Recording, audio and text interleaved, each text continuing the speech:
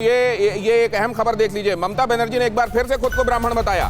कूच बिहार में भरे मंच से कहा, मैं ब्राह्मण हूं। ममता ने हिंदू मुस्लिम सिख ईसाई की बात भी कही। ममता का आरोप बीजेपी बांटने के लिए बंगाल आई है।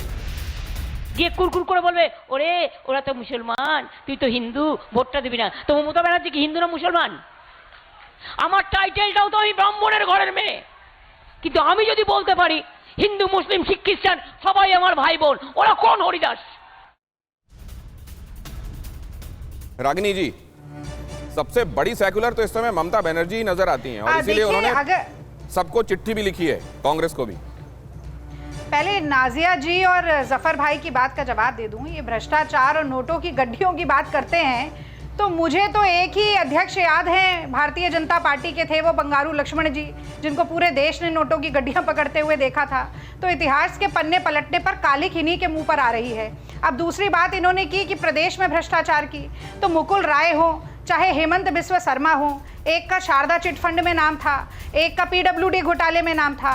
और दाग अच्छे हो जाते हैं अगर अपने हो। जैसे ही भारतीय जनता पार्टी में पहुंचे सब एक जैसे हैं रागिनी जी या कोई है? वही बात मैं लगातार कह रही हूँ। मतलब कांग्रेस ये कह रही है कि भाजपा भी हमारे जैसे है। बातें सुनिए तो सही। आप पूरा कर लेने दीजिए, मैं बहुत देर से इंतजार कर रही हूँ। हाँ प्लीज, मेरी बात में सप्लीमेंट्री क्वेश्चन है आपसे।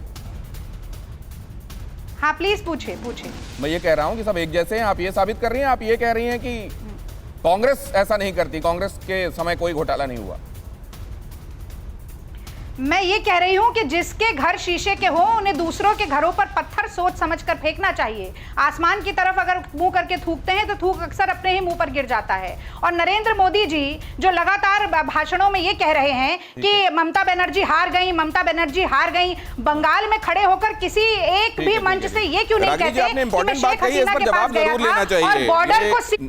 नाजिया जी से जवाब जरूर लूंगा कि सारे कांच के घर जिनके हैं उनको चुपचाप बैठना चाहिए, अपने कांच के घरों में मजे लेने चाहिए।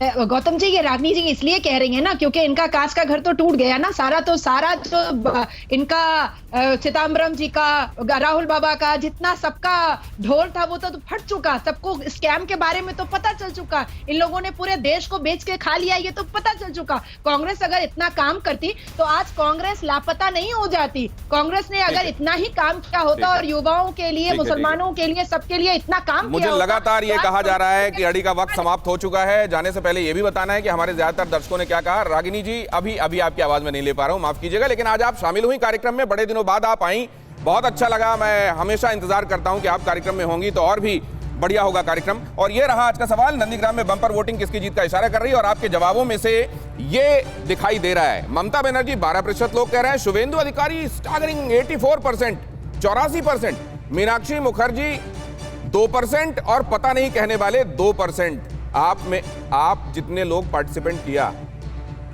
उनमें से जो हजारों रिस्पोंडेंट्स ने हमको जवाब भेजे, उनमें से ये तस्वीर सामने निकल कर आ रही है।